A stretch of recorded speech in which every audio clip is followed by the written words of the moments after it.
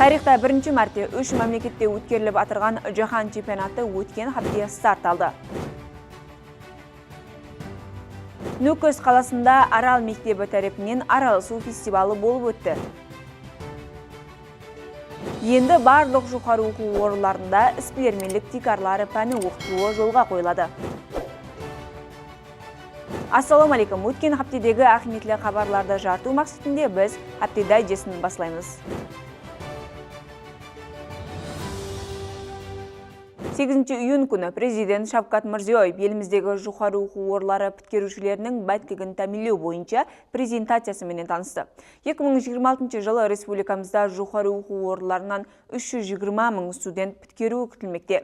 Олардың бәйттігін тәмінлеуде біткерушілер менен индивидуал ислесу, олардың экономикалық тармақлардағы бос жұмыс орындарына бағдарлау, іспелермелік басламаларын қолып қуатлау, жоғары оқу орындарының карьера орайларының имканиятларын нәтижелі пайдалану үлкен ахметке ие.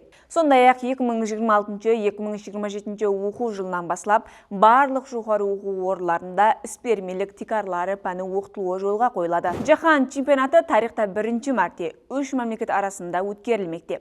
2026 жыл чемпионатта жамы 48 команда қатнасып атырған болса, олар арасында Өзбекстан Сайланды командасы да бар.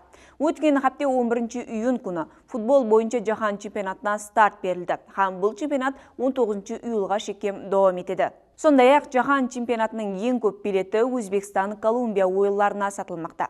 Жаһан чемпионаты 2026 жылғы топар басқышының бірінші турынан орын алған. Өзбекстан Колумбия ұшырасуы билет сату бойынша турнирде жетекші болмақта. Мәлім болуынша бұл ойын үшін 74,7 мың билет сатылған. Бұл көрсеткіш болса, ашылу ойыны Мексика һәм қарсы командасы һәм Бразилия Марокко белдесулерінде артта қалдырған. Хапте басы бірнеше хош хабарлар менен басланды. Арал командасы Азия профессионал футбол клубы қатарына қосылды. Профессионал футбол клубы Арал футбол командамыз Азия футбол конфедерациясының лицензиясына ие болды. Осы тикарында командамыз Азия профессионал футбол клубы қатарына қосылды.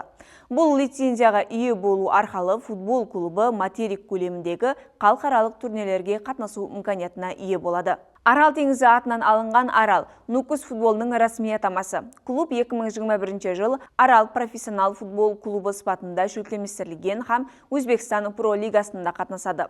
Ойындар болса Туран стадионда өткеріледі. Клуб бас директоры Азамат Алланиязов 2023 жыл 1 лигада Руслан Қалмағанбетов 15 гол ұрған болса, 2024 жыл Про лигада Саламат Құтыбаев 5 гол менен команданың ең нәтижелі футболшыларының бірі болған. Самарқанд қаласындағы Road Самарқанд халықаралық туризм комплексінде Экоэкспо Централ Азия 2026 халықаралық экономикалық көргізбе шеңберінде болып өткен таңдауда Самарқанд мемлекеттік ветеринария медицина, шаруашылық һәм биотехнологиялар университеті Нүкіс филиалы бірінші басқыш магистранты Шахида Қарлыбаева Жуйбар менен екінші орынға мұнасиптеп табылды һәм 125 миллион сум ақшалай сыйлық һәм диплом менен сыйлықланды. Көргізбеге дүнияның 30-дан астам мемлекеттен келген уәкілдер, халықаралық шөлкемлер, инвесторлар, экология ілімпазлары, іспелермелер һәм жас ойлап табушылар қатнасты. Үләр шеңберінде экологиялық өнім һәм қызметлерге бағышланған 68 корпоративлік һәм аймақлық павильон, сондай-ақ Орта Азияның ең перспективалы 20 экология стартап Жуйбары таныстырылды. 11-12-13 июнь күндері Нүкіс қаласында Арал мектебі тарапынан Арал су фестивалы болып өтті. Өткен 5 ай давамында Арал мектебі пәлдер аралық биорегионализациясы бағдарламасының 22 қатнасушысы Қарақалпақстанға келді һәм аймақтың географиялық, социалдық һәм мәдени ландшафтын үйренді. Қатнасушылар 2 тематикалық бағдарда ауқат һәм су бойынша жұмыс істеу арқылы ауқат пісіру, күту, үйрену, ауқатландыру, қабыл ету, құру, сызу һәм жинауды үйренді. Арал су фестивалының толық репортажын YouTube каналымызда көруіңіз мүмкін. Сізге жеткенмекші болған хабарларымыз қазірден осылардан ibarat еді.